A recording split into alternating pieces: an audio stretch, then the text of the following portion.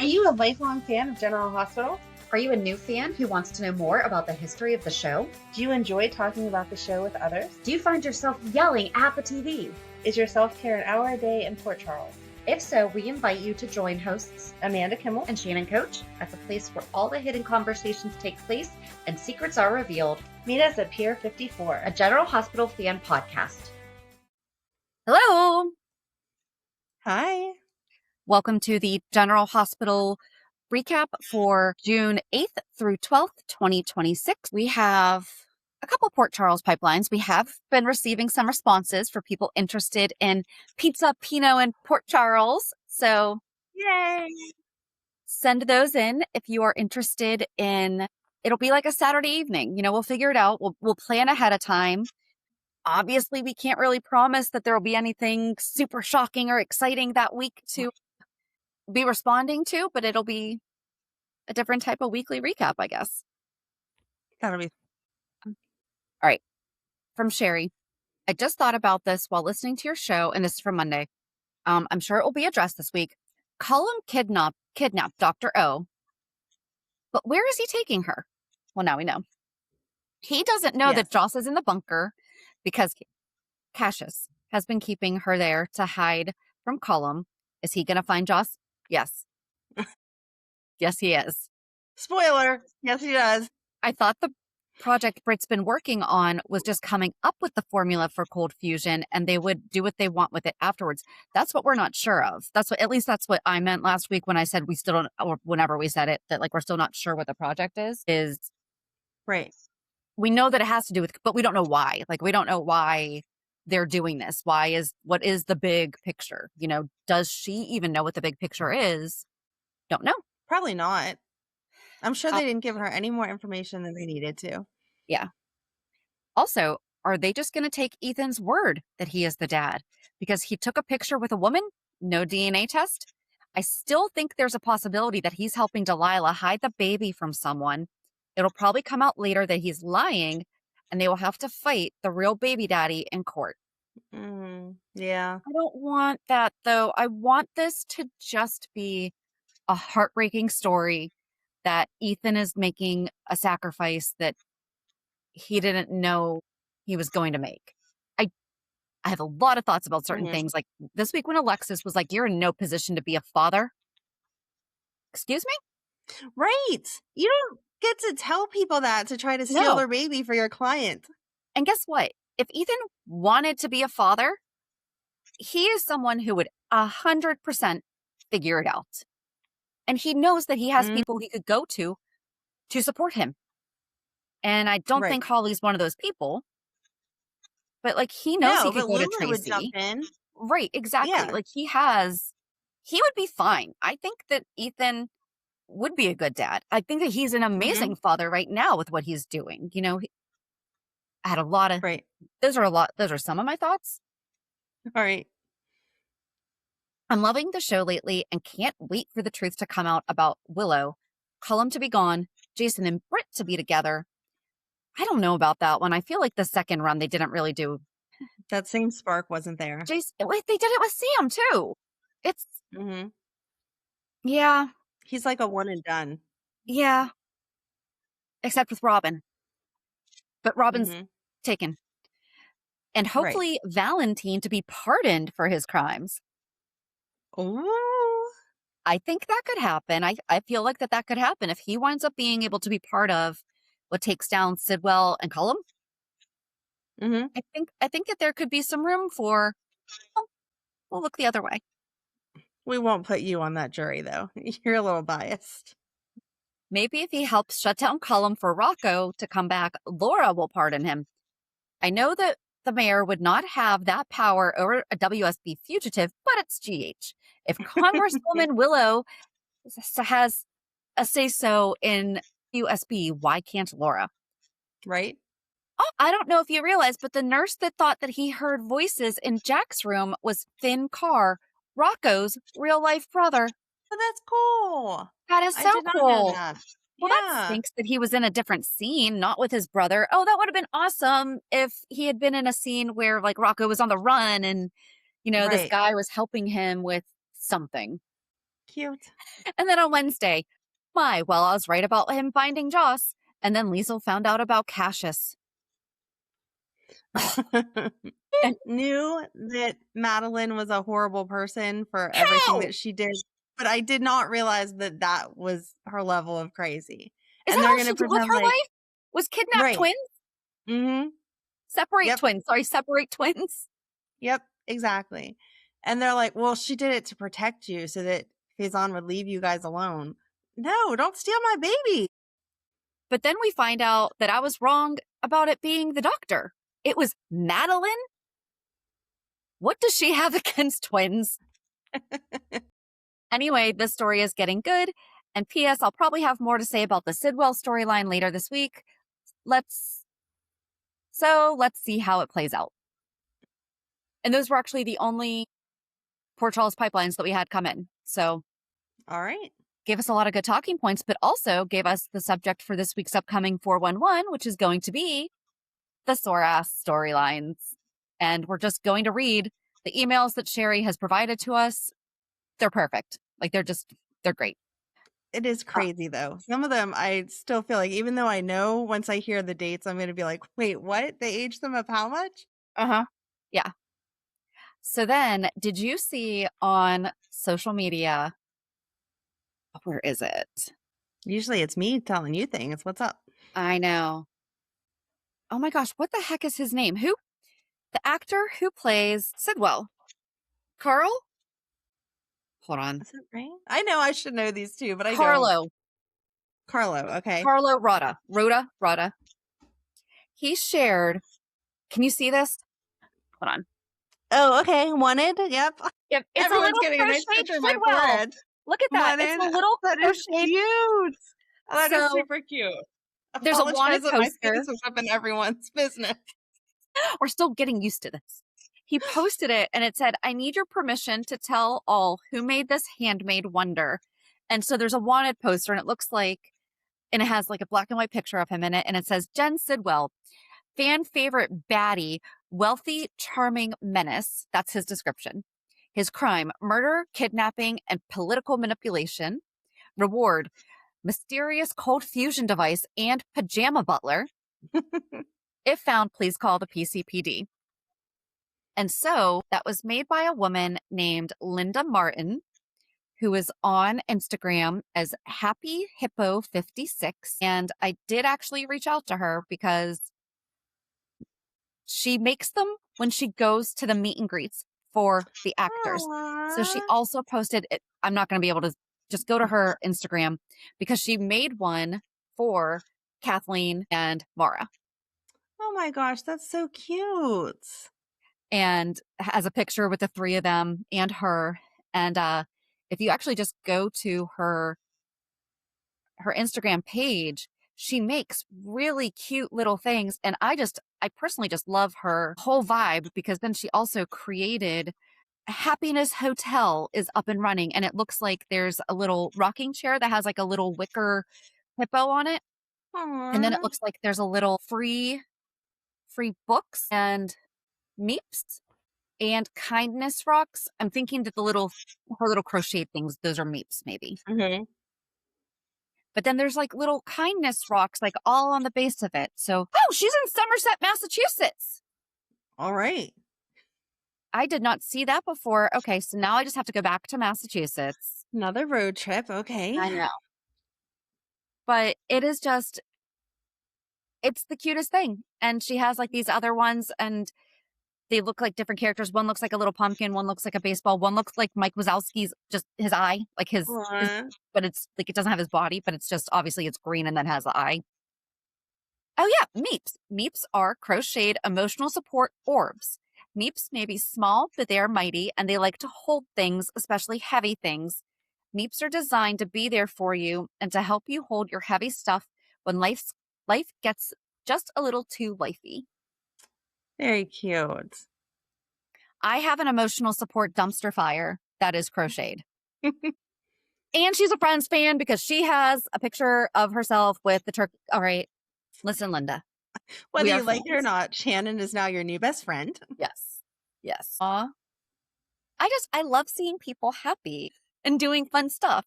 And like, what a creative way to use your own talents. That's Right? awesome. That is super cute. So yeah.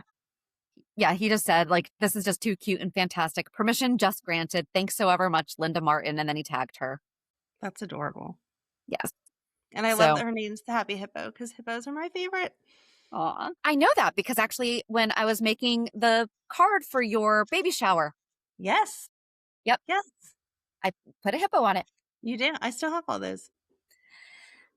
Do you want to share about James' arm, our Oh, little that guy was so Gary? sad. It was right after we stopped recording last week. I was playing on Facebook and there was a picture of him with his little arm all bandaged up or whatever. Apparently, what did it say? A biking accident? I Think told you it. so. Let me see. Hold on. I text you too much. Let Yep. me find it. And he has a little black eye, but the biggest smile. Right? He And does method acting. they should be writing that in to his storyline. Seriously. Gary James Fuller is recovering after a serious mini bike accident that left him hospitalized for nearly a week.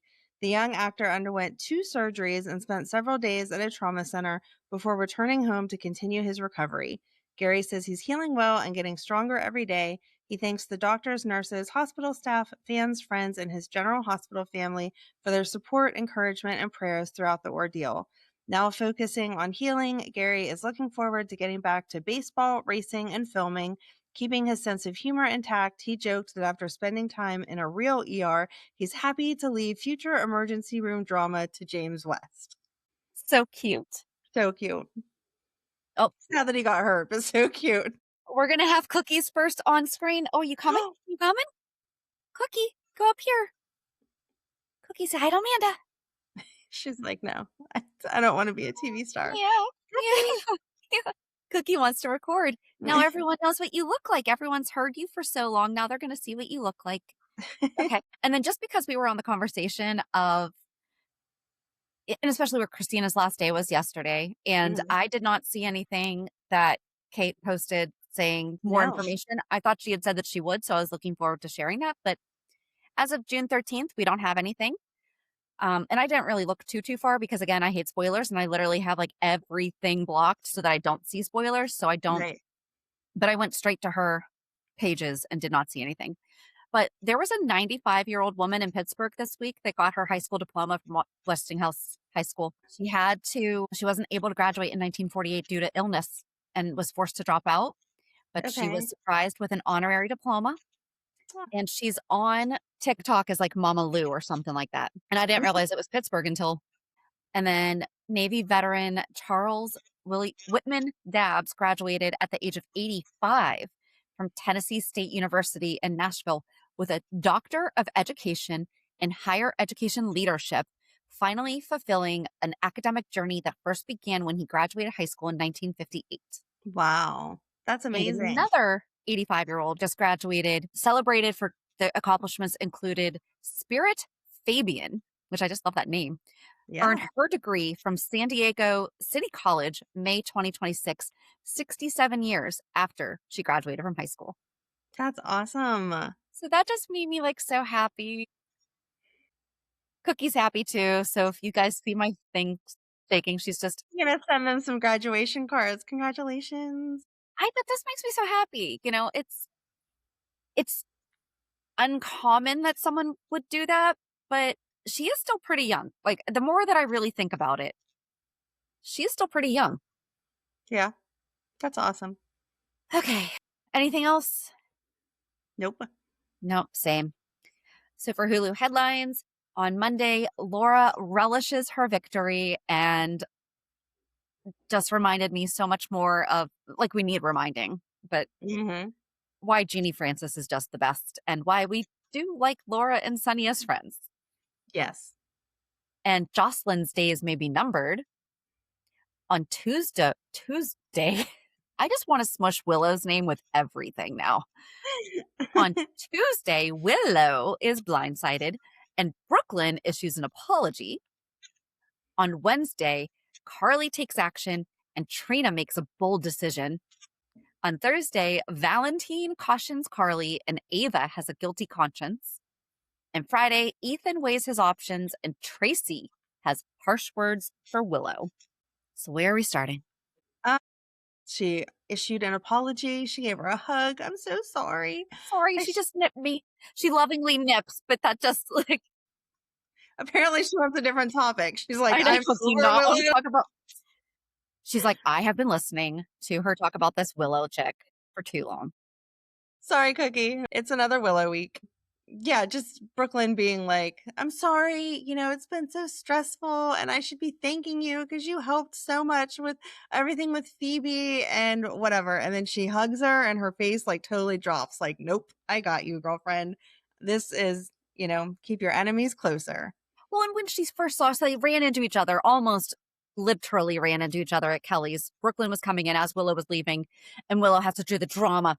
Don't worry, I'm getting out of your way. I wouldn't want to Right. accidentally be accused of something. And so that's when Brook Lynn followed her out. And Willow's like, I've had enough drama with you or enough conflicts with you for to last me a lifetime or whatever. And that's when Brook Lynn. I like these names this week. Brook Lynn. I know, I'm sorry. Was like, all right, let's just clear the air. Like, let's get this together. But then Lucy saw her and was like, what are you doing? That's because Lucy back in the day would have absolutely never been mature enough to manipulate like that. It's only now that we've got older Lucy that she's like, oh, okay, I understand what you're doing. Yes, this is the smart thing to go through with. Yep. Oh, yeah, because she said she's definitely after Chase. The whole world, the whole town knows she's after Chase at this point. But Lucy suggests setting it up that Willow, starting a rumor that Willow is who was driving. Yeah. I don't like that. If I it don't wouldn't have either. been Brook Lynn, then okay, sure, that's not the right thing to do, but go ahead. But you're just tempting fate that someone's going to turn over the truth and then your whole world's going to blow up. Yep. Oh, do you think that's how Ethan will end up getting the baby? Maybe they'll flip it and she can't adopt then. And Phoebe will have to go back to Ethan. Why? What do you mean, why? Like, why would Ethan change his mind then? Well, if Brook Lynn gets convicted of the hit and run. But there is no hit and run. But they're calling it a hit and run. Curtis is adamant it's a hit and run. It's not a hit and run. Even Turner says it's not. If Chase tries to say it's not, she might change her mind because whatever Chase says, Turner's going against. But Lucy was saying, that's how they're going to get Willow to look bad. Yeah. Is by making it seem like she would have fled the scene of an accident. And she's like, who would want their congresswoman? Like, who would want a congresswoman who would do such a thing? And my first thought was, has she never heard of Chappaquiddick? Like, Ted Kennedy was in Congress for a very long time after he accidentally drove his car off the bridge that killed a woman. Right. But he was the driver of the vehicle that went into the water that killed someone. And he was still around for a long time. Well, the word accident means something. That's what they're forgetting. And except he tried to cover it up. So it's not like he didn't just swim out and go to the cops and was like, oh my gosh, I just accidentally drove off the bridge. I couldn't get to her or anything. Like, there was you don't know Chappaquiddick? I don't. You should not be shocked by that, but go ahead. It's a scandalous story. All right. They lied about it. They tried to cover it. That was literally my first thought. I'm like, it's exactly almost everything that they are accusing whoever. Well, I mean, technically, there is no hit and run to be covered up, but Brook Lynn has not come out saying that she was the other driver. But what they are trying to portray that Brook Lynn or Willow would have done is kind of the same thing. All right. Not like she's the one who wrote it, so perhaps a writer doesn't know about Chappaquiddick. There we go. These young kids. I'm assuming it was a young kid. I don't understand why they think that that's going to be like the smoking gun of all the stuff that Willow has been accused of. Again, if they don't have proof that she's the one that left the scene or didn't stop or however they want to word it. Well, we found out that Brook Lynn went to Sunny. I don't think this really skips over anything. Brook Lynn saw Sunny on Friday and said, they talk about Phoebe and how, I like that he asked her how the adoption was going. Like, what's that process like? And I really thought that they were going to talk more about it. And then I remembered, wait a second, you're not actually going through the adoption process. Right. You are fast passing this. And Mhm. yeah, but she asked for Brick's phone number She did. and she's protecting Chase because she said, like, it involves somebody really important to me, but I don't feel like she let on Mhm. how important to her. And, or else she would have told him everything. But she calls Brick and then Lucy comes in and I noticed the matchy arm slings. I love it. Not See? surprised at all. And tells Lucy that because of where Harborview Road is, I guess wherever they live on Harborview Road, like means that they should be able to be on 91. And they are going to, and they know that Willow was driving on that Mhm. road that night. So they are going to alter the GPS footage or whatever footprint so that it looks like she was by um and she also drives a black SUV. Why do they all drive black SUVs? That's what I wondered. Does Here's anyone in what I that need town people in LA to understand. If you live in the Northeast, most people don't really drive darker vehicles because when it snows, Right. they look dirty in a second. Mhm. Just ask us, guys, just reach out. Ask us like the small intricacies. And trust, I mean, we have friends who drive black vehicles. So I mean, some Right. do. But it's like everybody does. Although they're all rich enough. They probably get them detailed once a week. So I never was gonna mind. say, they have those passes for their car washes. I can't afford all that. I have the pass for the car wash, but You're fancy. Those car I'm wash not that passes are fancy. outrageous. It's the one right down the road from you. Mhm. It's outrageous. Well, it's also for a good cause. And it's a tax write-off for me. So, Okay. but yeah, I would definitely be going, but I have a white vehicle, so I don't go nearly as much. I figure if I go twice a month, Right, it pays for itself. it's, yeah. Got So, it. yeah, so she's enlisting Brick. Did not want to bring Spinelli into it. Mhm. I don't know Yeah. if Rick's gonna help, though. He is. He's going to alter the footage. I don't know. I did like that Brook Lynn was like, can you make an introduction? And Sunny's like, Brick knows exactly who you are and who you are to me. So Yeah. no introduction needed. Yeah. That kind of, do we just want to jump to maybe not? We didn't really see Willow other than beginning of the week and the end of the week. Mm-mm. So we could just jump to, oh, no, we do. So I just skimmed my notes and I'm like, it felt like a Okay. very choppy week that I didn't realize it was. We All right, where do we want didn't to go see next? her We just want to again, stick with some kind of Willow? right? We didn't see her again. We did. So she went to Brennan. Okay. Yes. All right. That's what that Yep. face was. I'm like, wait a second, that's right. That was like a quick.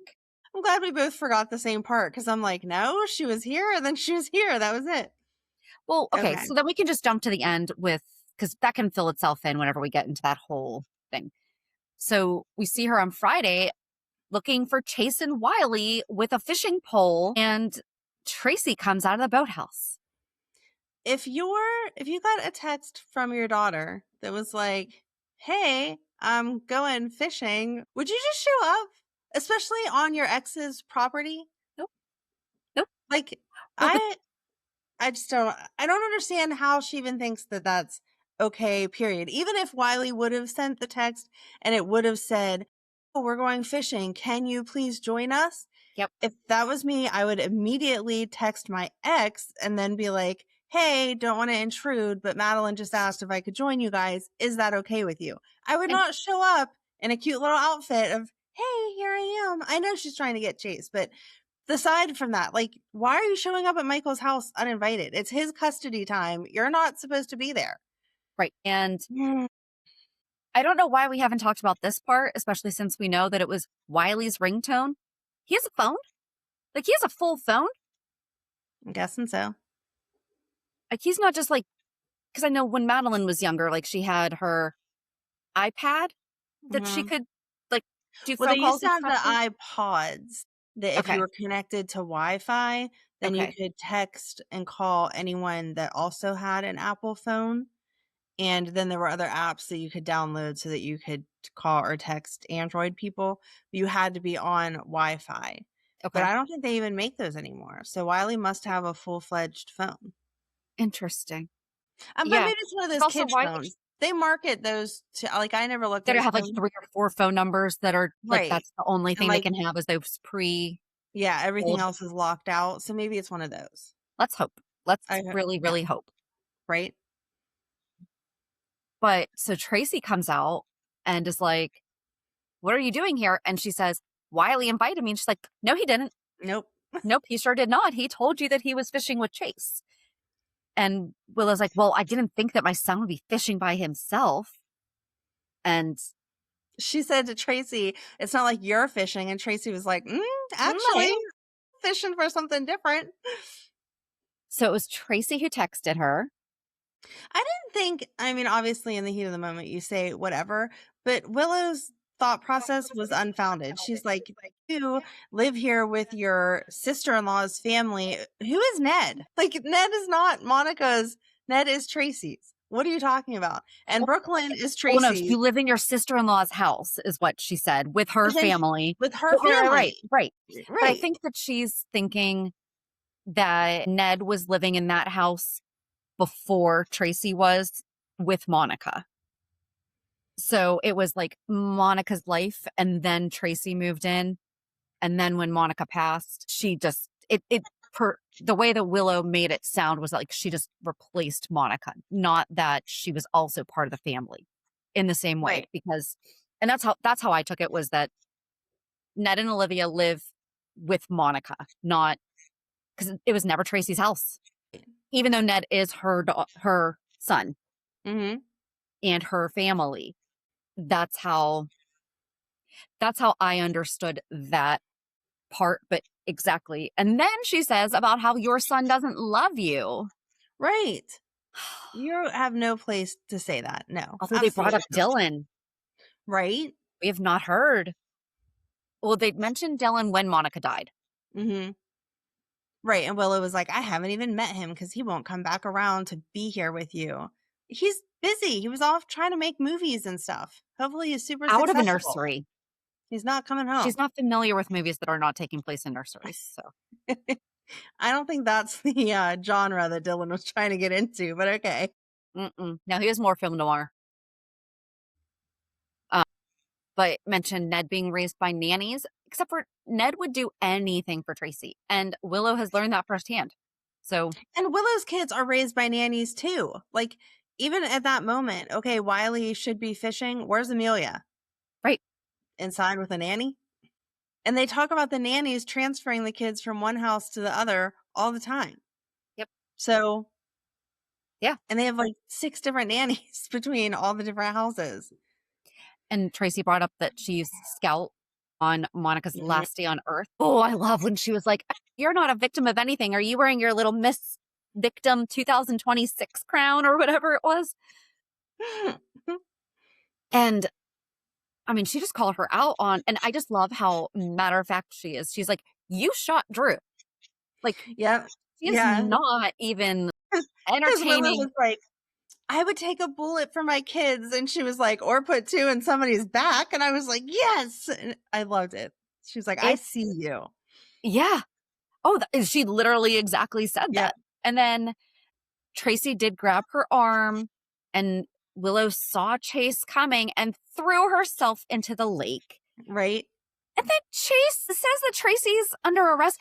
Willow straight changed her story in 2 seconds right there. Mm-hmm. When Tracy said she saw you coming and threw herself in the lake, and she's like, because at first it was Tracy pushed me into the lake. As soon as Tracy said that, she goes, well, maybe I just lost my footing.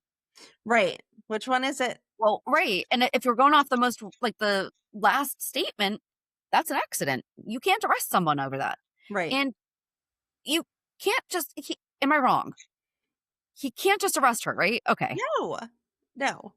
But he's going to lose everything. Mm-hmm. Yeah, that kind of stuff.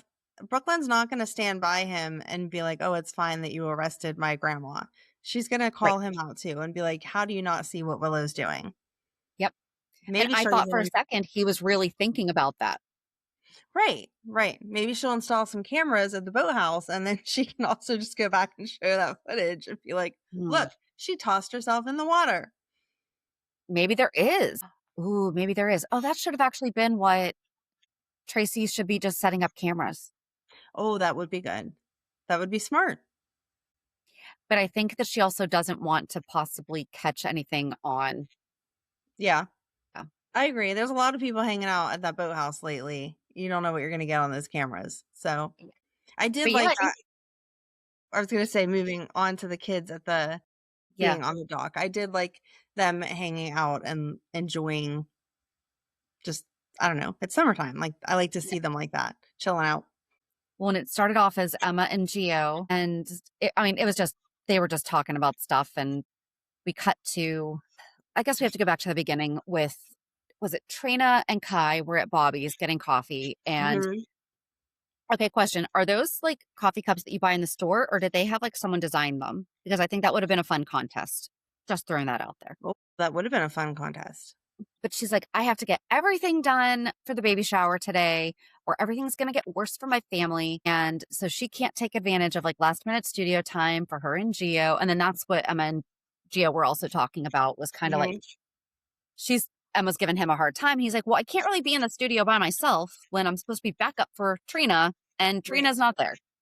So Trina's gift to the baby is a monogrammed sleep set from Wyndham's. Hmm. What is needed for a monogram?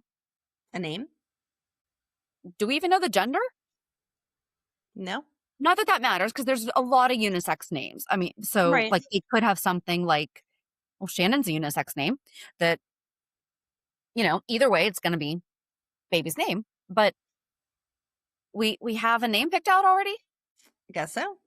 Uh, and I it's, thought you were but going it's to just, say a little more time. Like, I know you can get things same day, but you don't walk into Wyndham's and be like, yeah, I want this. And can oh, you I go assumed ahead that she and was picking up embroider her that? order.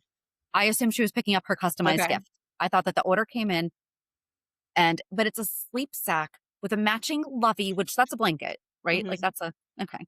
I think I they're the I ones called that it my have like the blankie. characters on the top with the blankie attached. You know what I mean? Oh, Like it's like it's a hippo if it was my kids. The hippo and then yeah. like the My pink son has a blanket. teddy and my daughter has Piglet. And Cute. they don't still sleep with them, but they both still have them in their Have 'em. rooms. And like they just sit Yeah. there. I think that's Uh, the difference between a lovey and a blankie. At least okay. in my household. The lovey has the little character on it. Because I had a silky, and I had just like, it was a blanket that had like the silky stuff all over, and it was like, and I always like on the one corner, but you can remove the zipper from the sleep sack one day and turn it into a blanket, Mm-hmm. which that's cool. That is cool. But also, does the zipper just come off then? Because then that's like like my first, I went to the safety thing. I'm like, Yep. so is Yep. this baby taking it off, or is it just, no, like they make the seam so that you can just get like a seam ripper and easily like, or is that I would her assume repurposing that, idea? but I don't know. Like, or she's just like, I've been on Pinterest and I saw this is something that you can do later. But Kai asked, like, why can't Stella be helping with this? And she's like, she's cooking, she's making all the food. But they were at the Metro Court. Right? Was it not catered? Right? And then Kai is just like really, reminding her, like, this is your time. You could be in the studio, you could be working on your future. You're putting yourself on the back burner for people who really aren't even Mhm. prioritizing you in the slightest bit, other than what you can do for them. And the parents are the only ones who can help themselves. And then, first of all, have you ever played either one of those baby games at a Nope. baby shower? Okay. So at the baby How shower, do you pick a winner?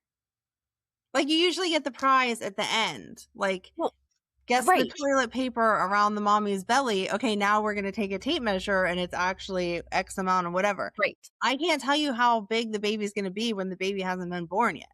Nope. Okay. I'll I send mean, you your present in a few weeks. Like, I don't understand. when I worked in a restaurant, we would sometimes do like a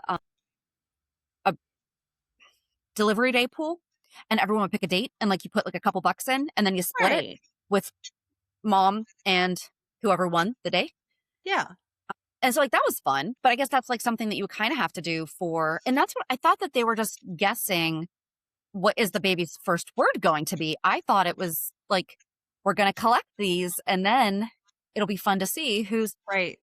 But instead, they did it where I wrote them down. So first, Kai was there getting everything together. And he's like, well, I'm going to leave. And Stella's like, don't let the other guys know that you're going to leave because then they're going to think that they can leave too. And Isaiah walks up and is like, there's nowhere else I'd rather be. And then Isaiah mentions about the Quartermaines pay for all of Derek's transportation and transplant costs and everything. And so the baby games of baby's length and weight and first words. So Portia picks up like a slip of paper and I kind of hated her. No, could only come from the mother of 3 boys. No, it comes from a mom of children. Yep. Because at some point, every child, no matter how sweet, no matter how well behaved, they all say no. Yeah. But that was Liz's. Mm-hmm. Tracy's was tech shelter. And Ava put Trina. That was cute. I thought that was so sweet. Yes. And probably right, because Trina's going to end up raising this baby because the parents are too busy fighting. They're all going to be in jail. Right? I give Isaiah so much credit for not walking away, not running away, and staying with the woman who was carrying another man's baby, especially when he thought there was a chance that it could be his. Okay. Like he is committed to Portia and did not go run screaming when the baby is his. What part of him thinks that was okay? Okay. I wondered where you were going from it. I was like, oh, man. No. I believe if you are going to blame people for bad things, you do have to give them credit for the good things. So I will give it, like, if I were him, I would not have been at the shower, especially given the recent developments and everything. I think it was stupidly brave of him to go because that was just stupid. We'll just stick with stupid. Mm-hmm. But also showing support of his relationship with Portia. Like, we may not like her, but he does. And he's standing by her. So, I mean, that's great for that. We don't like it, but... No, but he should have... We've both been in the position where we could have had guys going screaming. So, like, the fact that, you know, he's there and he does love her and he does love the baby. Mm-hmm. But Curtis is there. Yep. It is his shower. Mm-hmm. You are sitting at the table next to him. He's not an absent father, you know, and Isaiah really put dada. Yeah. And they both raised their hands. Yep. And Isaiah then should have put mom to try to like stick it to Curtis as it's obviously going to be mom because she's going to be the one who's there all the time. Yep. Yeah. Not dada. That it was just so uncalled for. Even if you thought that's instigating. Right. Right. And no one called him out on that. Everyone yelled at Curtis and was like, you need to keep your composure. And I thought, no, if I was Curtis and the roles were reversed, I'd be punching that woman to not claim my child. I meant if it was reversed, like if I. Well, if Curtis were a woman, okay. Yes. I'm like, no. Dang, Amanda, okay. Some guys, other I didn't know this one about her. Oh, I'm going to be mom. I would have been like, no, you're not. But those are fighting words on purpose. Like, that was beyond instigating. Well, especially after you just broke your hand after saying you're going to be a better father to this baby than he'll ever be. And Portia says that she gave Trina a gift, not letting him raise her. And that's when Trina left. Right. And she said it like it was a decision that she made based off of Curtis's reputation. Like, I knew you were a drug dealer, so I made the right decision to keep my daughter away from you. No, you kept her away because you wanted to keep your perfect little life with your husband and not admit the fact that you had done all these horrible things and you didn't know who that baby daddy was either. It had nothing to do with Curtis. It was not shortcomings of Curtis that made you keep him away. So don't say now, oh, I did the right thing. No. And it was Curtis who broke up with her because he found out she was married. Right. Lots of breathing this week. Lots of breathing. Right. And then Stella apologizes to Curtis because she wanted to apologize for basically giving him too much credit.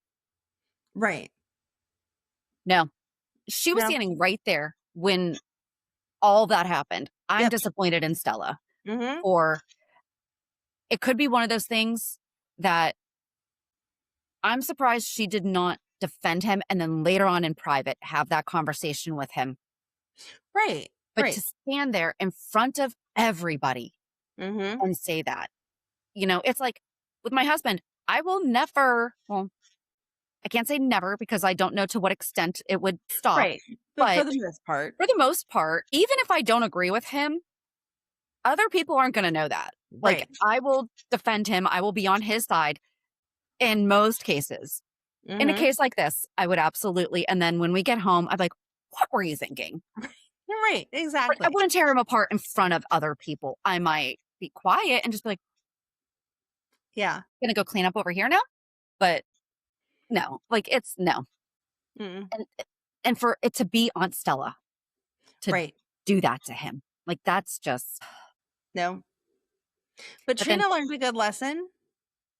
So that's good. she left and she met with her friends and was like, I'm going to stop putting all these other people first because they are adults and they need to figure out their own crap. They're behaving like children.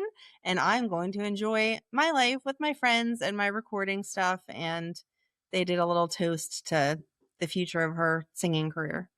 Well, because she realized that nothing she does is ever going to stop them from being them.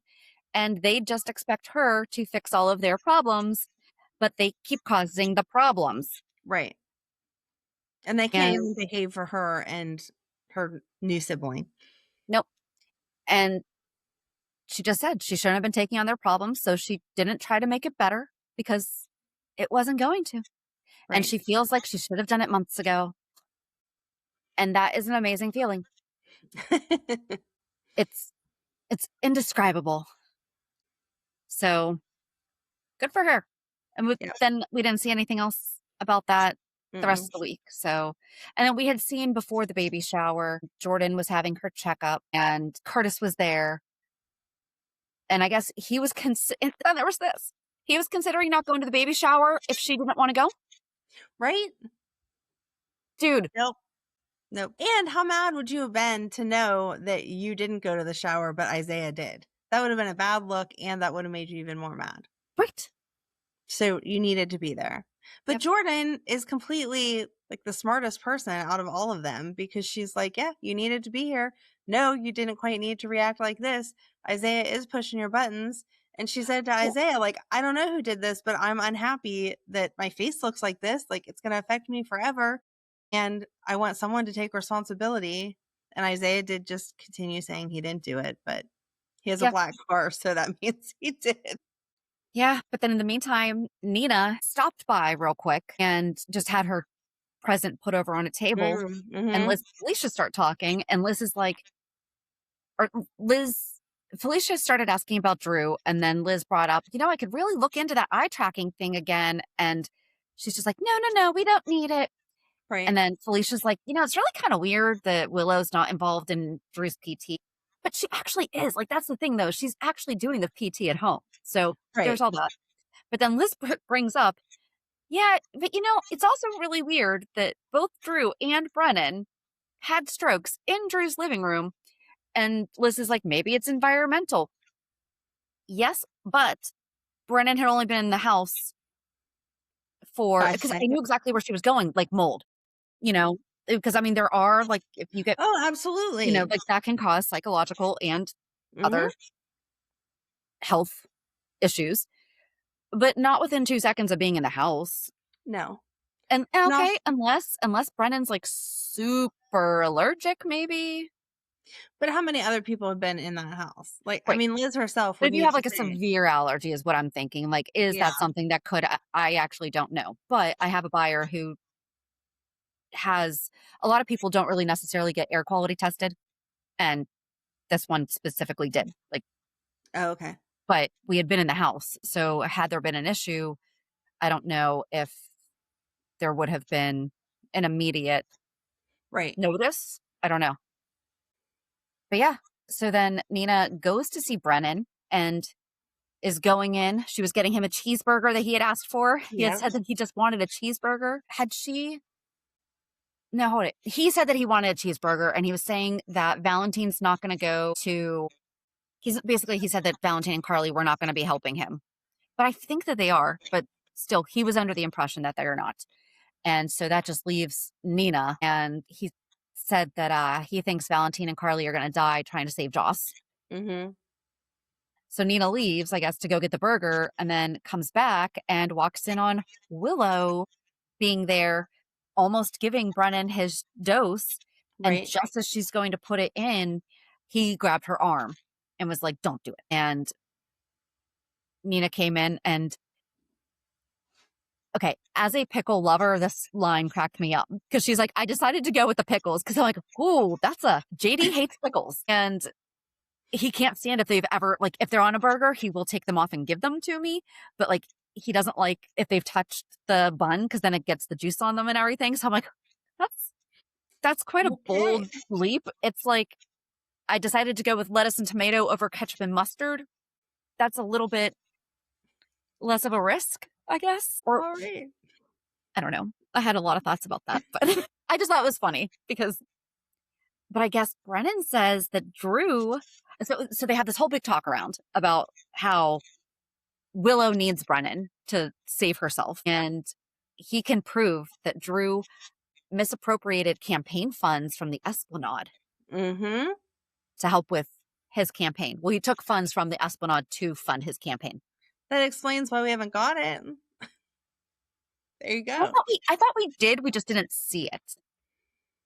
Which Maybe seems anticlimactic. Because, right. It should have been a whole opening. Yeah. It was a big deal. So, yeah. Right. And then they both get impatient. They're like, well, how many more doses are we going to have to give Drew before you can get this information? You've been doing it for how many months? What's another 3 shots? And he's like, I mean, I think it'll only be 1, but why are you in a hurry now? Right. And why don't you just start tapering them out a little bit more? You know? Right. Maybe have it seem like he's wearing off or recovering naturally by it wearing off. Right. You can't just have it be like one day he's there and one day he's not. Mm-hmm. So, on Monday, before the baby shower, before all that, Curtis went to Alexis and asked her to defend him. And she says that she can't because someone else has already approached. And he's like, oh, so Isaiah's already asked you to represent him. And she's like, no, well, Portia talked to me about it. And after Alexis feels guilty, which part of me is thinking, that's fine that you're feeling that way, but that has nothing to do with your job. Mm-hmm. Like she did her job. Right. And Portia needs to understand that. Right. But so she feels guilty about what she did, about making it even come out that, her pregnancy and all that stuff. Right.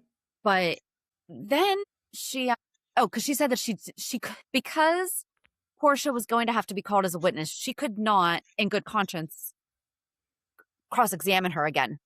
Right. It doesn't matter. It doesn't matter. It's not your fault that this woman winds up being another witness to something else. So she's like, I will help you find an excellent defense attorney. You know who my first thought was? Who would be excellent in this situation? Diane? Who? Who would be a little bit slimy? That's usually Rick. That we love.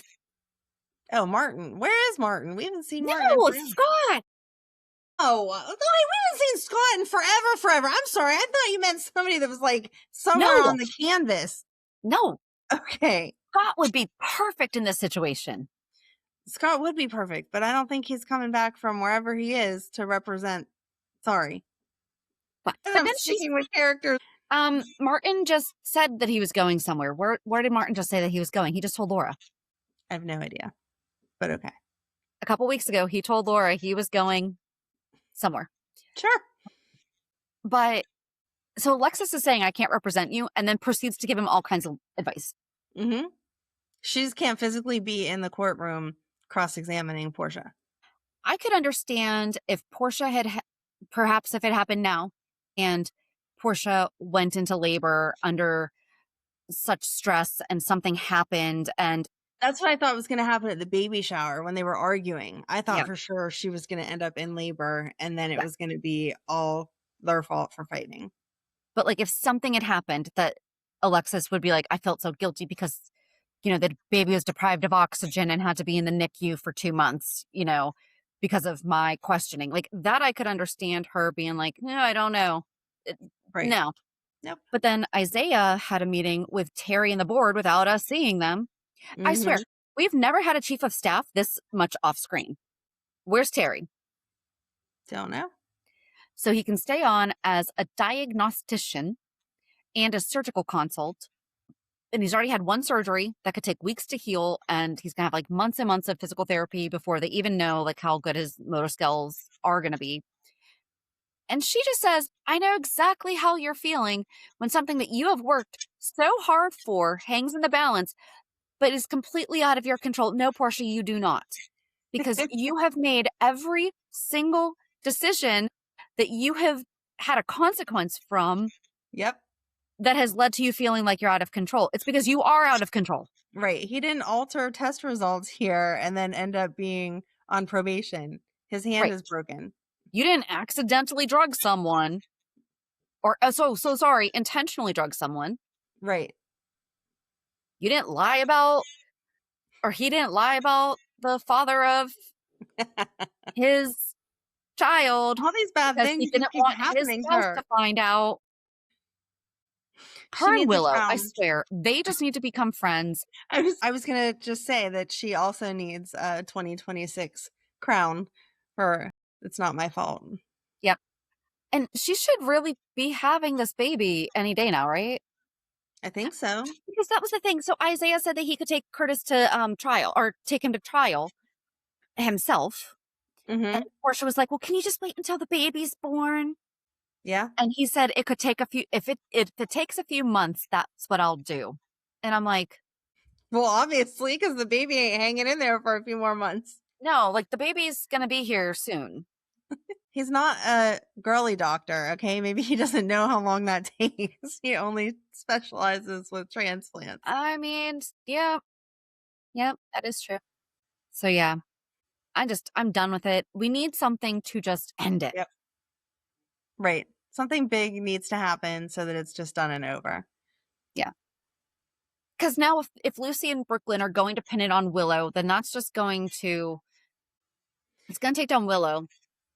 Right, but it's going to prolong everything because then we're going to have to find out that they're the one that set up Willow Right. and that that's not what happened. And then we're going to have Right. to retry all the same stuff. And Curtis is going to keep saying it over and over and over again. Again. I don't want to Yep. hear it. I want it to have a true resolution done. Yep. Even though it is Brook Lynn, because like you said, it's not really a crime. So sorry, she can offer to pay for Jordan's medical bills. I don't Right. know. Not that she needs to, but Right. boom, done. And here's the thing, Jordan is a reasonable woman. Brook Right. Lynn could have just gone to her and said, it might have been me. I don't look in the rearview mirror after every single car I pass. I'm sorry. I don't know. I don't know either. Where are we going from there? Keeping with babies, talking about Phoebe, Alexis. Like you said, Ethan shows up at Alexis's house and is like, thanks for working from home. And she's like, well, I wanted to work from home and you didn't want anyone to see you. So that worked for me.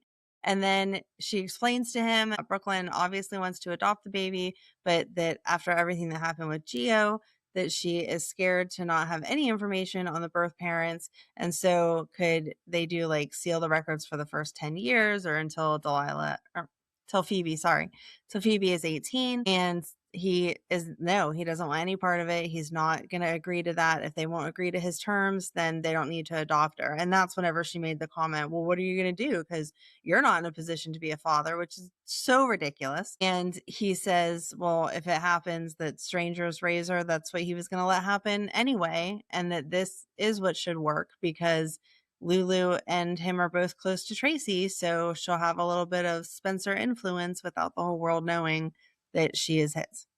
And I just need someone to have the conversation with Brook Lynn because it is not her fault that Gio was lied to. It was not. And we need to quit using, and this is the same thing with Gio and Trina. And I thought even more about this. The reason that Gio and Trina's situation is such a big deal is that they were both lied to about their lives. Kids in Right. foster care know that they're in foster care. You know, Mm-hmm. it's more common that kids are raised knowing that they're adopted now. They're not lied to about who they are as a person. Mm-hmm. And Gio and Trina were. And Right. that is not something that I have learned about myself as an adult, but I have learned things about my life that I did not know to be true until I was in my 30s.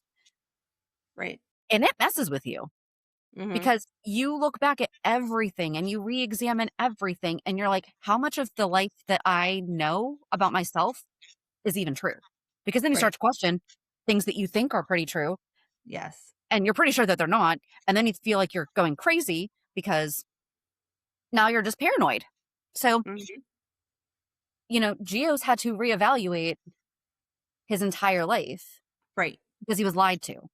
Even if he had just been told that he was adopted, I think finding out about Brooklyn and Chase would have been, or Brooklyn and Dante would have been a little bit softer. Mm-hmm. It would have been Right. He had heartbreaking no still for idea. both of them, but he didn't know any of it. Yeah. And Trina didn't even know that there was a possibility that Taggart was not her father. So I think that those are the things that add to our frustration with the quick switch because we also don't see them struggling with who am I? Mm-hmm. And especially Trina. What Right. else have they lied about? Gio, I feel like he can understand the situation a little bit more Yeah. with Because Brooklyn was young. She did what she needed to do, and it wasn't within her control of what happened to and him. other people were guiding her in the decision and made decisions without her. Right. So it's not like she said, sure. She thought that the baby was going to another home. She was never going to see the baby, anything. So Mm-hmm. the answer here is don't lie to Phoebe Right. and explain. Explain. Here's how we came about. Like, we met your mom for 2.5 seconds. Mm-hmm. All these things. We have a lot of connections. We fell in love with you. We were able to adopt you. Bam. And that's We what don't Ethan know said. anything about your mother. So does Ethan's closed adoption, that does not do anything for the mother, though. So, like, there's nothing stopping her from learning, and they could just say, like, when we found out about your father, it was a one night stand. He didn't even know that she was pregnant. Mm-hmm.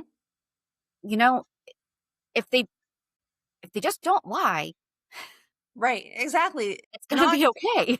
Not giving a ton of details is not the same as lying. You just Yeah, stick with that one sentence. You were adopted. I don't have any other information on your yeah. parents. Boom.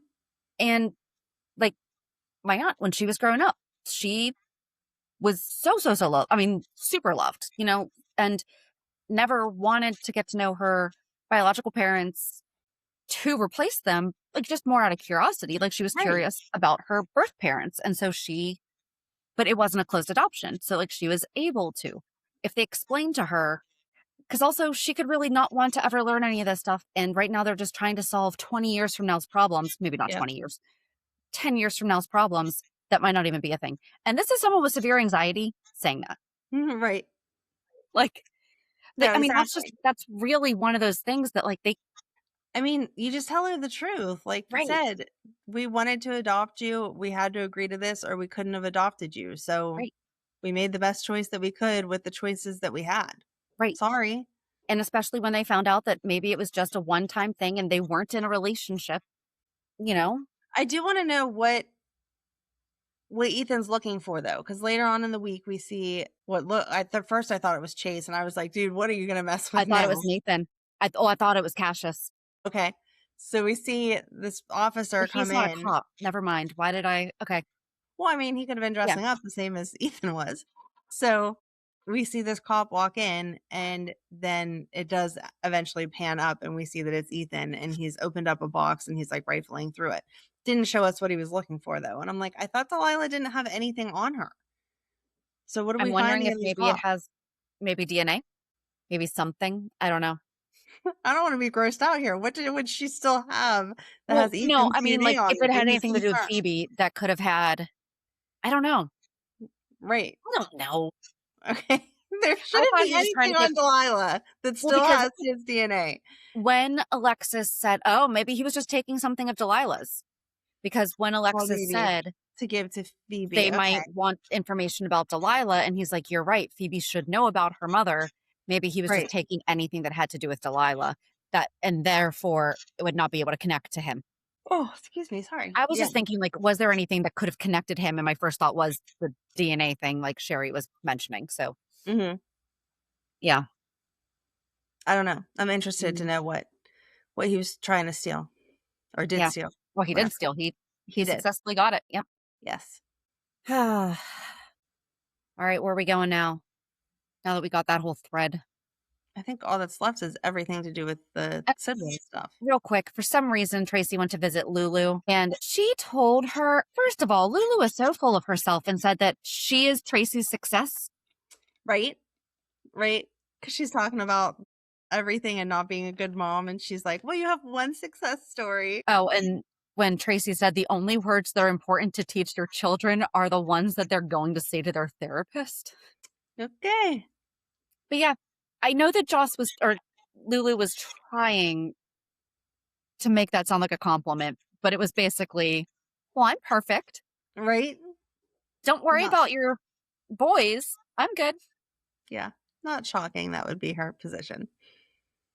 But Tracy offered up whatever her resources were.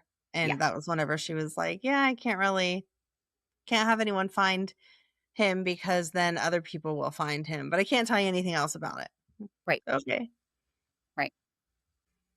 We have a couple threads to go down still. We have Joss and Kristina. Oh, Kristina's by herself. Joss kind of does tie into all the Sidwell. Yeah. Well, that's what I'm saying. Like it starts Yeah. at Joss and then branches out into all that. And then it starts with Kristina and branches out into all that. So You want to do Kristina? Because that's just faster, I feel like. sure. Less involved. Well, yeah, Um, because actually that does lead into that actually is a better place to start because the Joss stuff eventually loops around and because Kristina first met with Lucas. you need a board. You need your I do need strengths a or board. your. All right, we're gonna take down my Beatles wall. See, guys, this is my Beatles Yes. wall. See, that's Beatles. Beatles. We're now going to turn it into a whiteboard so you can just reach behind you and.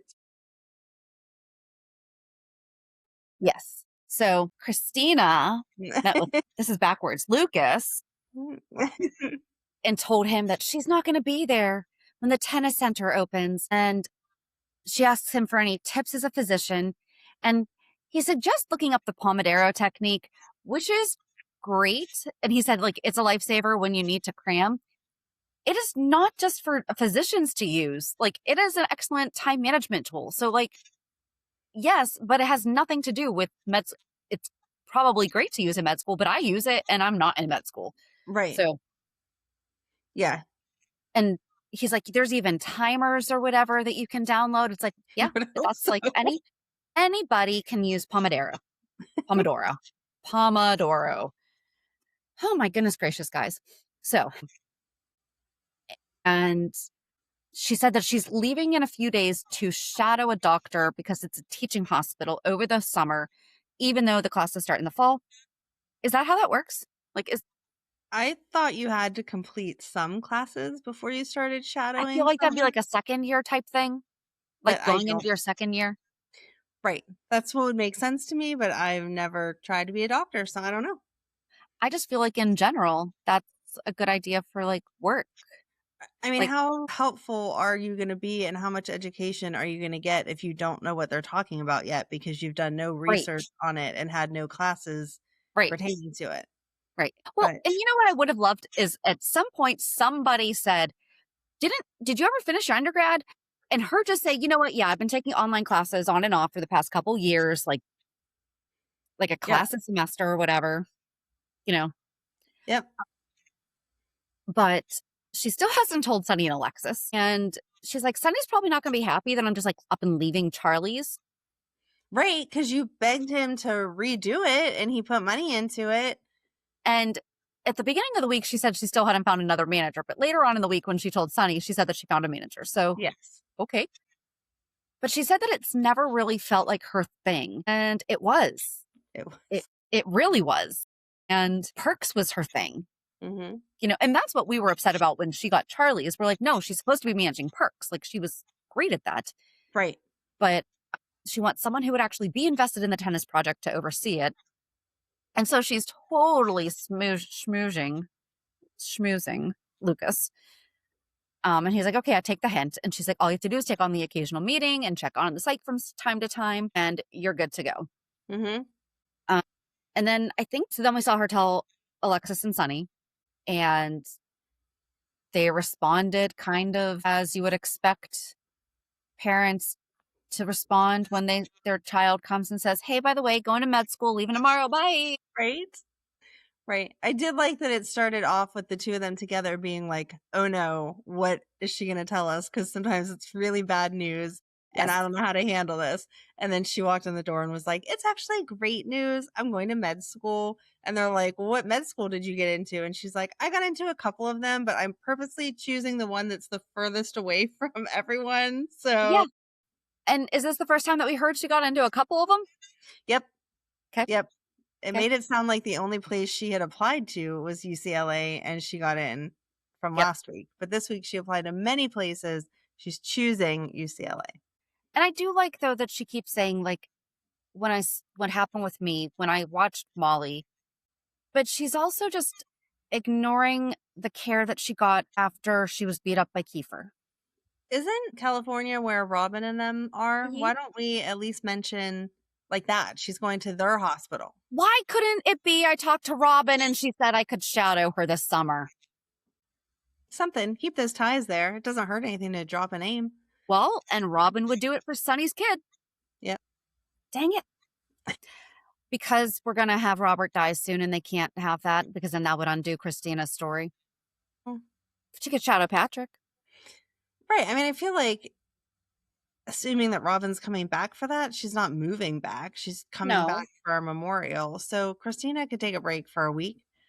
Wouldn't have to undo everything, but maybe that's why. I don't know. But anyway, she told them she's going to UCLA. She's leaving the next day. And they were like, why are we just hearing about this now? You need to tell all these people. And she's like, no, I've told the whole town. I was just waiting to tell you guys. It's crazy. So. And then we see her with Michael and Molly, and she's like, so you guys need to be there for each other and not just and they're both like, we're fine. We're good. She's like, no, you guys aren't going to have me and I'm not going to have time for you anymore. So here's what's going on with Molly. Here's what's going on with Michael. Do you guys mind if I tell each other your secrets to each other? That was so weird. It was. Like, I did think it was cute that, I mean, Molly was like, why are you telling him this? Yeah. And Michael's like, it's okay. That's really sweet. That Cody wants to be there for you. And, you thought TJ was the one. And I can see how you could be scared that Cody seems like he is now also the one. Right. And has Molly mentioned that she's like taking a leave from the ADA's office? Nope. For this book tour or anything? Nope. I would love if she had at least said, you know what? I have literally never taken a vacation in the 5 years that I've worked there. So I have a month off. Right, exactly. And it seems like that's coming up super soon also, because that was like a blip this week of James talking to Cody saying, hey, you're going to be here for my first game. I didn't want to go with my mom on vacation because I needed to practice. And so you're going to be here my first game. He like had it down to the second of when it started. Friday, June 26th, 4 p.m. And they are playing the Red Raiders. There you go.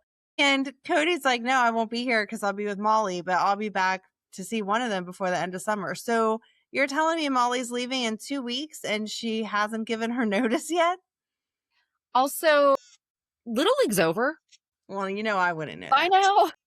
We're in traveling league season. Okay. Opening day was in April. Okay. And I'm pretty sure that's universal. I really have no idea. So, but it was cute when he was like, well, why do you have to go? If you're not going to be doing anything and Molly's just going to be doing stuff. And Cody was like, well, when you love someone, you do stuff. Yeah. And Cody's like, well, I love you. And if this is making you happy, then I'm happy for you. I'm like, right. And then James is like, well, I love cowboys. Can I read the book? And Molly's like, I need to get some water or whatever's missing. Bye. Out. Yep. It's very cute. And so, she I guess they're live streaming the games too. Oh, yeah. That's a good deal. They're live streamed. I mean, that's a new thing now. Molly overheard him saying to James, "If you love somebody," she has not said the L word yet, so Yeah. yeah, It was cute. Yeah. I did like that he confided in about how Georgie gets all the attention, and anytime that it seems like I'm even getting a little bit, she's just like, "Nope, me." yeah, So, okay, so I think that kind of wraps up all of that. Do we want to just do the quick Laura and Sunny at the Metro Court, where Laura she was on the phone with someone. I'm assuming like her assistant or whatever, and was like, "Well, if Sidwell has any questions, just send him to the yeah, Metro Court because his flight plan was shut down effective immediately. right? He books it there." Sunny was saying about how he has associates all over the world, including Ireland, Mhm. looking out for people. And Sunny said that Lucas didn't want anyone watching over him.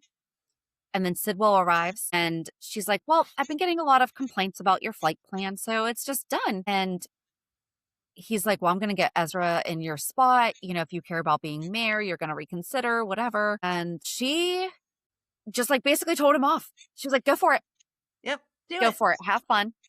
Give it your best shot. I'm Yeah. done. And Sunny pointed out that they're really not sure how he's going to retaliate because they haven't pushed him like this yet. Right. Oh, and then we had seen Lucas talking to Joe Mhm. and well, that was last week. That was That was last the week end that he of talked to last Joe. week.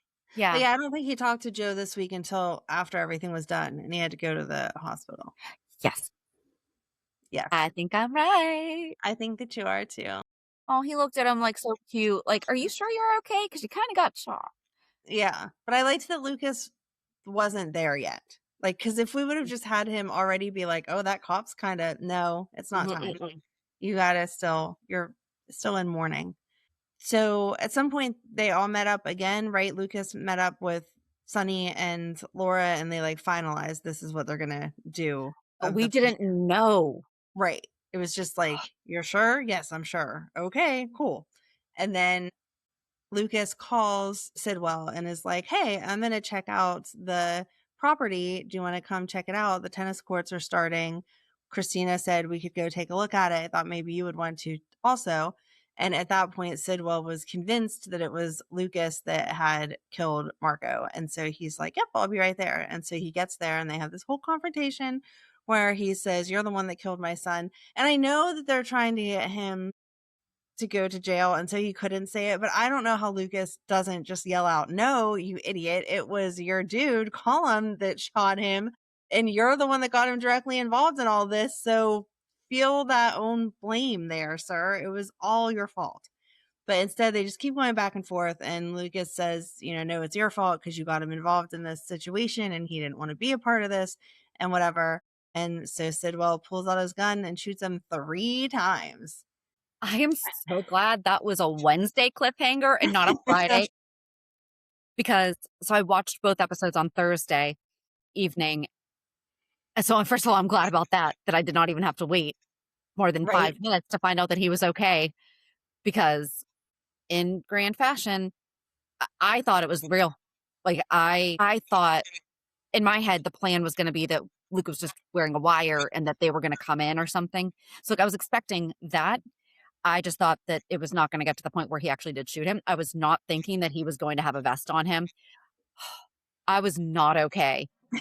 See, I did expect the vest, but I thought it was going to be a vest and a wire, and that they were going to then take the recording to someone else and be like, Mm, "Here you go." Or that Sunny was just going to make him disappear and then have that recording like as a backup of yeah. it was self-defense. We'll pretend that Lucas did it because Sidwell shot first or whatever. But So, no, Dante and everyone moved in. Laura runs over to Lucas, even though she was in on it. Like, right. It still got her like all I caught. could think of was Bobby. And 3 times at point blank yeah, range, like, as everyone said, you could still do some damage there. So, yeah. he ended up going to the hospital so that they could check him out. And that was where New Cop was like, here, I'll take you. Let's make sure you're okay. And Dante had Nathan transport Sidwell. Right? Okay. I understand he doesn't know that Nathan's not Nathan. But if you had this international crime guy that you know is bad news, would you not be like, okay, Nathan, you take him in your car.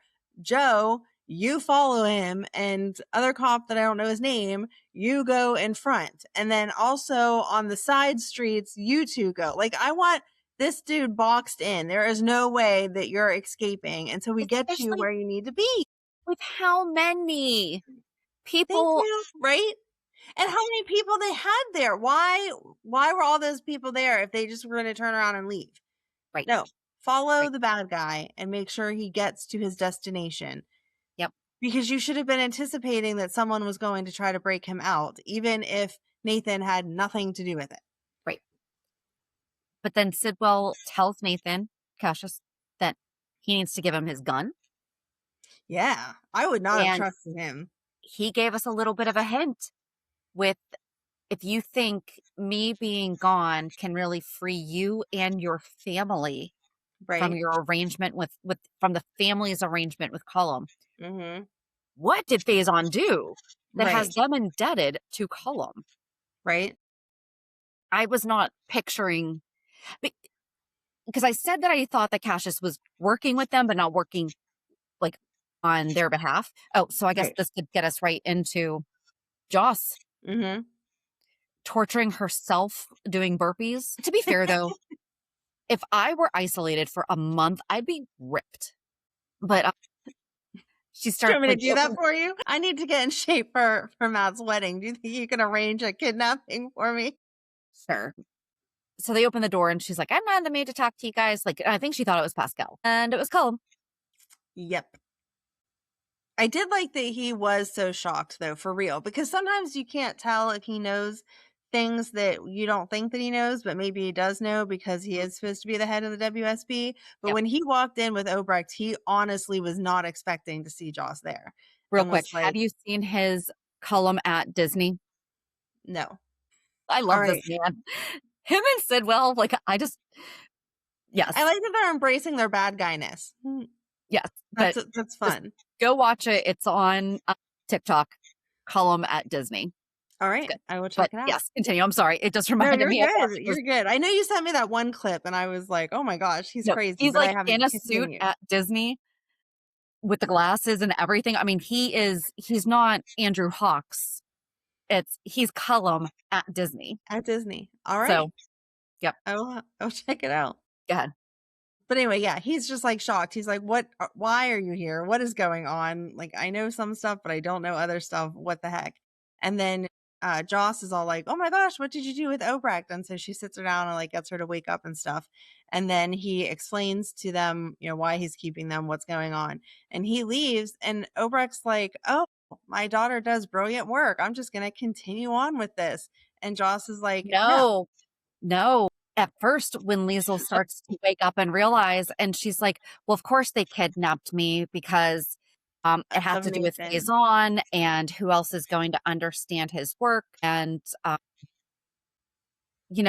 Liesl said something about why would they just want a college student in here? And she's like, well, Yeah. what about a WSB agent? And Liesl's like, how did I not see that? You were asking all these crazy questions about Faison. Yes.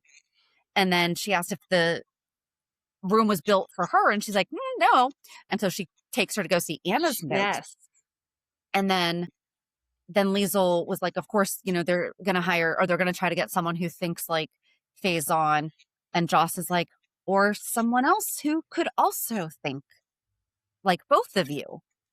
And that's when Liesl realized it was Britt. But Joss defended Britt and was like, but she was not doing this for like nefarious reasons. Right. They were basically Poor thing. blackmailing her. Yeah. So she wasn't necessarily willing. She wasn't Right. willingly doing bad things. Yes. Yes. And then eventually Cassius comes in and she's like, oh, see, my Nathan's going to save us.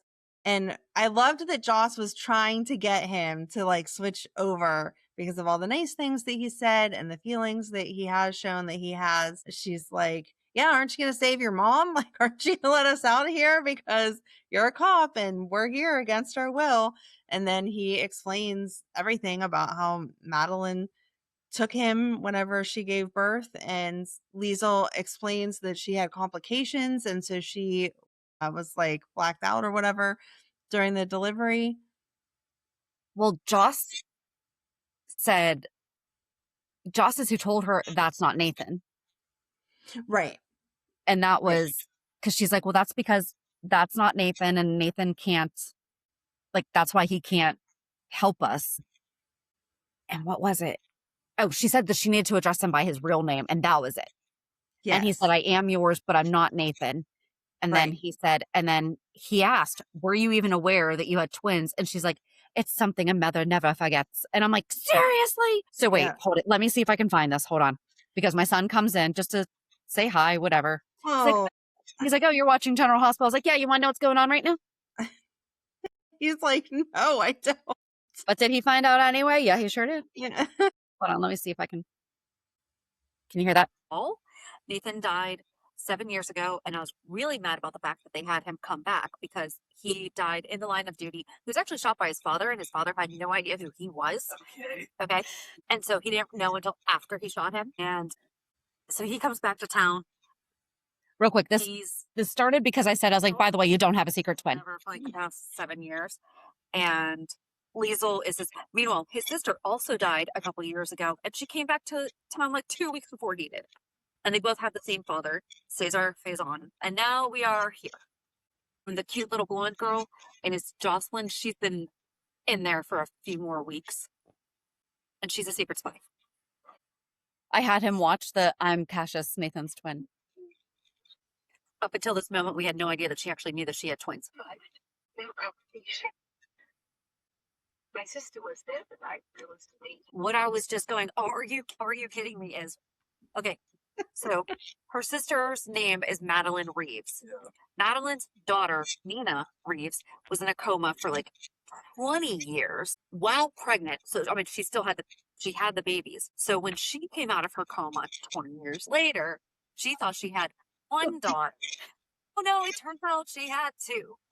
And one of them was sold to Carly's family, and the other one was given to one of the nurses, who then took her to a cult and raised her in a cult. So apparently now the sister has now twice taken away someone's second child. So, she's actually the reason why her own daughter was in a coma. She told you or died. She didn't tell him that I was a twin, but she didn't tell you I'd actually lived. If you were Cassius, now here's the thing. They're identical twins, okay? Now remember what I just told you. Faison shot his son, but didn't know that he was his son because he had never seen him. So if he raised that twin, how did Faison not recognize his son? He would have thought that the guy coming off the elevator was this guy.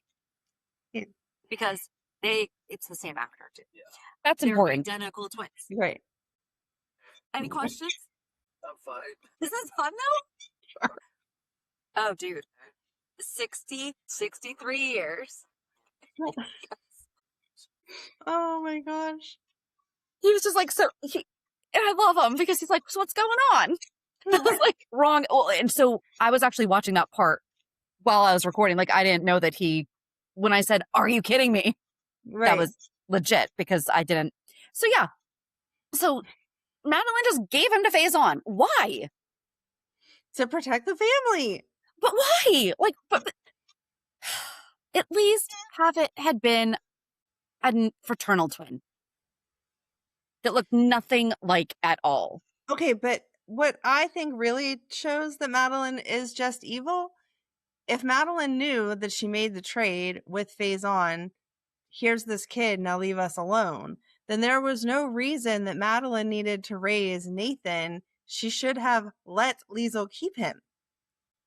Because the whole reason she had Nathan was because Faison wasn't supposed to know that Nathan existed. Right. So yeah, she's a horrible person. That's not the kind of sister you want to have. She is dead, right? Or I'm. is she just in jail? I thought she was No, dead. she dead. She died. She dead. She dead. That's what you just said. I like that. She dead. I think she's dead. I'm not positive. Oh, but then when he also told her that, like, he's who saved Britt, she Yeah. smacked him because she was like, how could you do that to Britt? And how could you do that to James? Yeah. But Joss did stand up for him then also when she was talking to Liesl, like after the fact. She was like, he does seem to respect you as his mom. He does seem to want to be better. He does seem to have made attachment to the things that were Nathan like whenever he took over this role. So I think there's a little bit of good in him. But we had just seen him upstairs talking to Sidwell about, he said that we don't need to find a substitute anymore because Cullum found one. Mm-hmm. And okay, Sidwell during this entire scene, I don't know if they like intentionally did this, but did you notice how much he was eating? Like the whole conversation, okay, so he's talking to Cassius, and I swear, like, he was eating a salad, and he's drinking wine through the whole thing. Like, I'm loving his lunches. Oh, I did notice that he was actually eating the salad because you could hear him like crunch, crunch, and I was but, like, so it was a salad, and like, because I think at one point, like, he had like a piece of egg or something, like with lettuce and stuff as he was eating it, and then later when he's talking to Cullum, he's having a yogurt parfait. I missed the yogurt parfait. That's funny. So, and then there's bread and wine. I'm like, man, I'm in the wrong line of work. But Cullum walked in and was like, so when were you guys going to tell me that Joss is right? And Cassius stopped Cullum from taking care of Joss because he went downstairs with the knife. Mm-hmm. Is that the knife that killed Alexis's mom? Because remember that just came back, even though it was thrown? Yeah, I don't think so, though, because that looked more like a switchblade kind of thing, not like a knife to me. Oh, I thought it was like a dagger. I didn't think it was. Because I thought that we got rid of that and then it just made a comeback. And it's like, but I thought that got thrown. But all that to say, Cassius said that he does not have an allegiance to Cullum or Jenz. He's just working with them because when Faison was killed, he was given oversight. Mm-hmm. But he told them that Liesl's nothing to him. So which one is it? Because I can't figure out which one. He's playing it really well to Joss and Liesl, but I don't know if it's legit. I want to think that it is just because we saw how good Nathan was. And so I want to think that his twin would have some of that, but I don't know. Raised by Nathan was good despite his circumstances. So. Oh, and then that's when Sidwell discovered that the photos were missing, and that's when he thought of Lucas. So then when Lucas called him, he was angry. Right. So then he makes the escape because he asks for Nathan's gun, and then Nathan has to call it in and say that he escaped. And so all of the different departments then rush to Wyndemere, and Ava and Carly just like show up there. You think some guy attempted to kill your nephew/brother and you go to his house? Well, Carly had no idea. Carly was going there because she knew that, or she put together that Joss was probably going to stop the project. Mm-hmm. And when she got there, Ava was there, and she's who told her, oh yeah, well, so Jenz was just arrested for trying to murder someone. And Carly, I don't know how she didn't blurt out Joss. Right. But I like that Ava immediately took ownership of, well, I was talking to him about the fact that someone who may have had a romantic interest in Marco could have done it, but I seriously did not mean Lucas. I meant like an ex-lover, like someone who was previously obsessed with him. You know, she's like, I absolutely did not mean Lucas. And I think Carly kind of let her, I mean, she was angry about it, obviously, but we know that she loves Lucas. She wouldn't be trying to insinuate anything that would hurt him. Yeah. So. But at the meantime, Charlotte went to go see Valentine, and he said that he told her to stay away from Danny. I thought that he was actually going to ask for her to help Carly figure out the layout of the house, because That'd have been Carly smart. kept saying she was going there no matter what. She needed to go there. He offered to go, and then they had the whole conversation about how he couldn't go. And Yeah. so she was going by herself. I thought that he was going to say to Charlotte, like, I know I tell you not to do things, but Carly can't do this on her own. You know the layout of the house. Can you help her get in? Then, like, this is the time frame. Like, his mastermind with her optics. Yeah.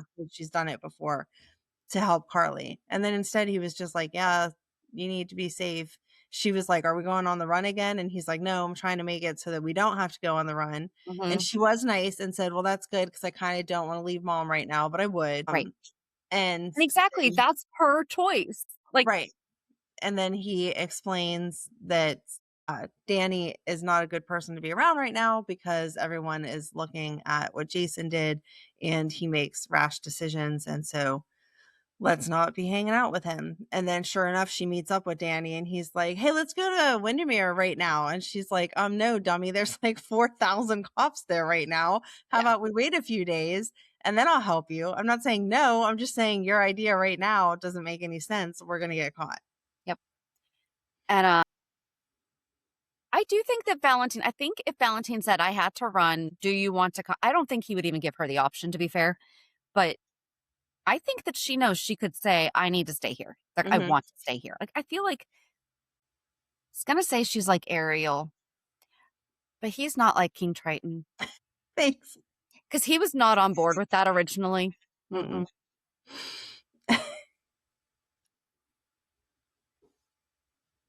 Alrighty then.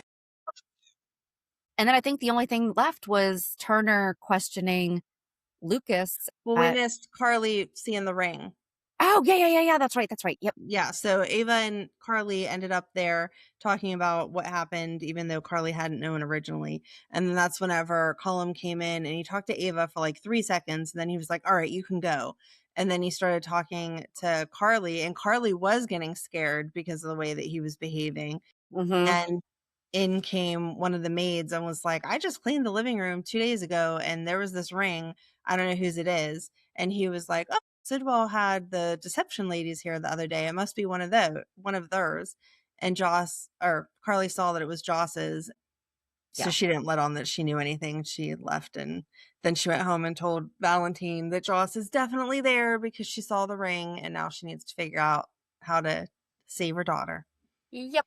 So maybe they will still ask Charlotte. That would be nice. I feel like Charlotte, I know she's not an adult, but I feel like she's had enough experience that she could definitely be in on a good plan here. Yes.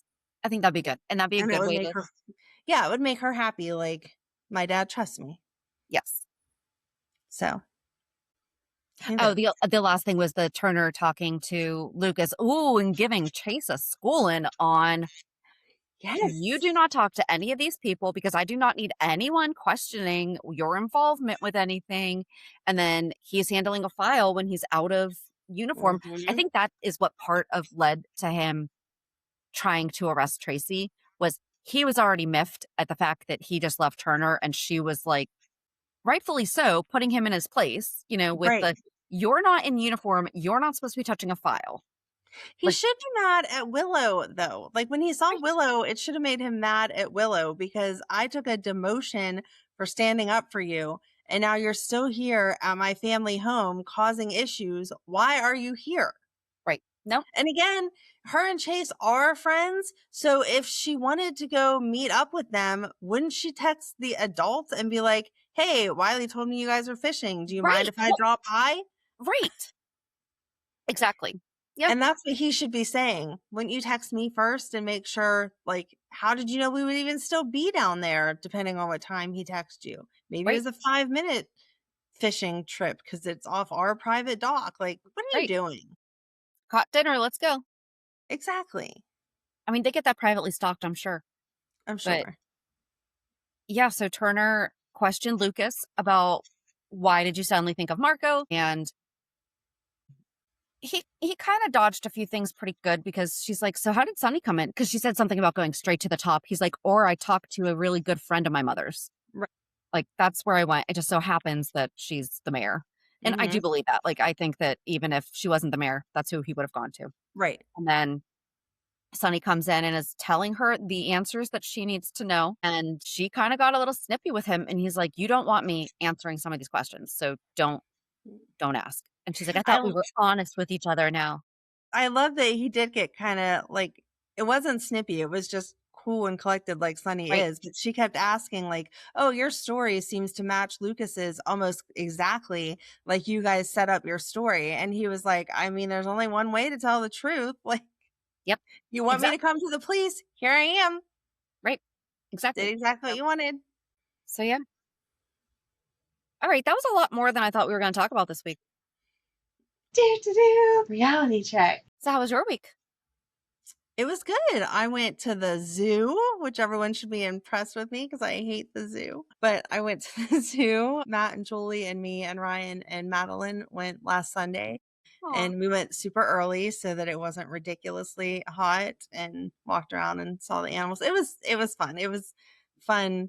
Matt has loved the penguins ever since he was little. And so it was cute to see him as like a grown up be just as excited about the penguins as he was whenever he was little. One of them like, walked to the edge like they do and then dipped in and then flew around and then jumped right back out again. And it was that same like wonder that 3-year-old Matt had seeing it. And I was like, I miss those days. I love that they have the outside part now too.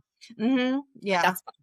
Right. So I got some cute pictures and stuff, and it was just fun. Aw. We're trying to do more family things than just like dinner or whatever.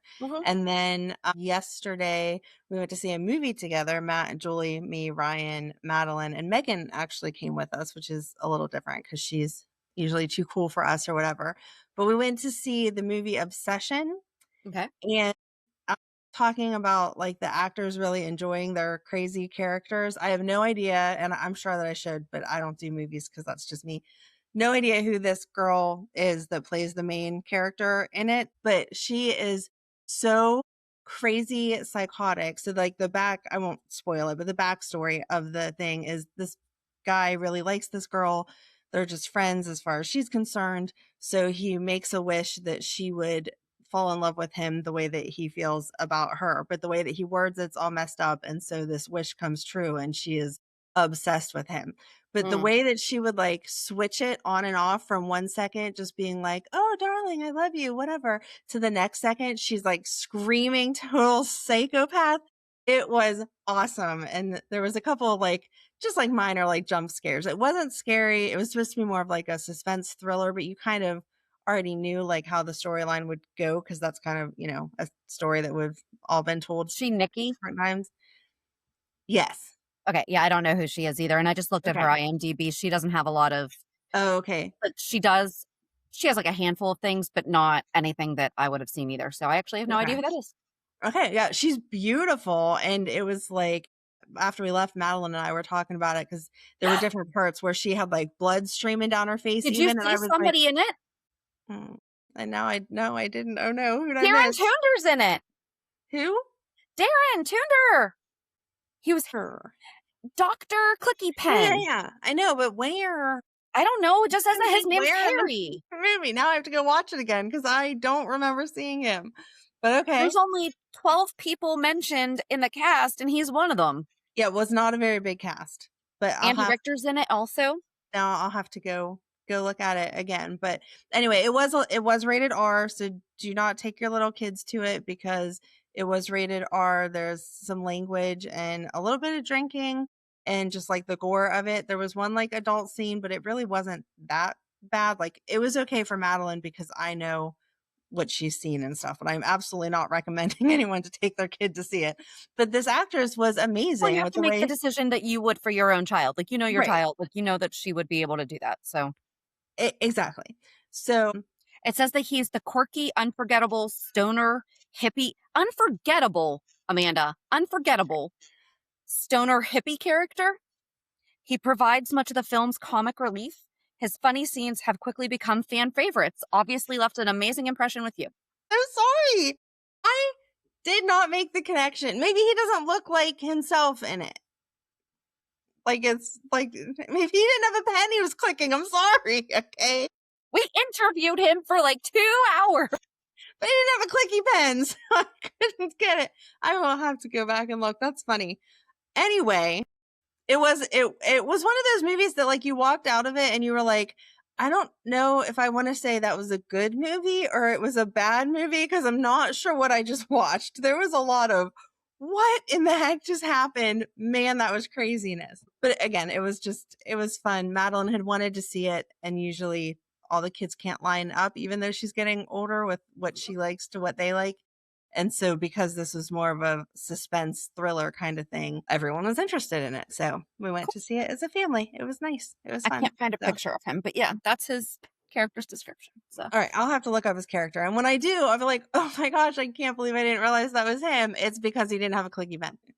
So, but yeah, the actress, I will not be surprised if in the next few years we see that the actress is in like everything, because she did really good.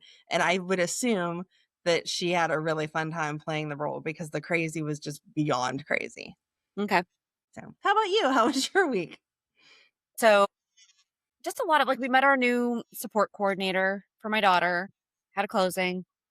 My husband and I went to a pirate game last night with my company. Like, we just, they had bought a portion of a section, and so we had like our pirate game night and everything. We didn't win, but we had already decided, because we're getting new cabinets in the end of July, and so we needed new countertops, and IKEA has like glass composite, which is made like out of recycled glass. And he's like, I've never been to IKEA. So I'm like, well, we're gonna go to the pirate game. And I think it was like Wednesday. I was like, why don't we just stay down? Because, we have to drive 20 to 30 minutes to go downtown to go to the pirate game. And then on the other side of the city is another 25 to 30 minutes. I'm like, why would we come home just to drive an hour the next morning to go to IKEA? And so we did that. And we just stayed at a hotel that was right by the ballpark. We didn't win, which was kind of a bummer. Then after the game, we were like, it's still, it's like 9:30 and we're only 43 and 44. And we don't have kids. Like, let's go out. So we wanted to go to Southern Tier, but it was so crowded. And then Tequila Cowboys was just like insane. And so we wound up going to Bar Louie because we're like, oh, remember back in our 20s when Bar Louie was the spot? There's a reason why Bar Louie was so easy to get into. But it was nice. And then, yeah, he had his first trip ever to IKEA. He was not as into it as I thought he was going to be, but I think it's because we were just so super focused on getting countertops that he wasn't like, we weren't there to explore. We were there for countertops. So He was like, oh, that's cool. That's cool. That's cool. Okay, where's the countertop section? But he did think it was cool how like they have everything set up and how you shop basically there. So, But actually it was funny, as we were leaving the hotel this morning on the way out, I noticed a guy behind the desk, and I'm like looking at him like, I know who that is. And it was a guy I used to work with at Maxinormus. So, but I haven't seen him in like forever. And he's like, yeah, I was trying not to be creepy, but I actually did notice that you were that you were at the pirate game last night. And then when I got in to work, I saw that like there was someone with your name on the guest registry or whatever. Like you had a reservation. He's like, so I kept thinking like, I wonder if that's her. And so he kept waiting for me to come and check out. So that was not in a creepy way, but it was just so sweet to see someone. And my husband's like, you know somebody every place we go. I'm like, yes, you do. First of all, that's the restaurant business too. Like, and that just happens. Like if you wind up going places. So I don't know, but yeah, I mean, other than that, we're close to getting our sunroom finished. The weather has not been cooperative this week, so we have not made much progress, but we're hoping that's what I'm going to do right after this is hopefully finish the floors. And then hopefully by this time next week, it'll be done. And I think I said that last week. So we'll see. But yeah, join us on Thursday as we talk about soap opera rapid aging syndrome, also known as sore ass. It's going to make me mad, but okay. I think it's going to be fun. I don't know. I'm going to be mad about some of them. Some of them could have stayed a little longer. Mm-hmm. I agree. So, yep. But whatever. All right. So have a good week. And we'll meet you at the pier. Bye. Bye. If you enjoyed today's show, we invite you to go to pier54podcast.com to subscribe on your favorite platform. Don't forget to leave us a review. And you can also follow us on many social media channels. Just search for Pier 54 Podcast. Also, we are not perfect, so if there is something that we missed or messed up, just let us know by emailing us at pier54podcast@gmail.com.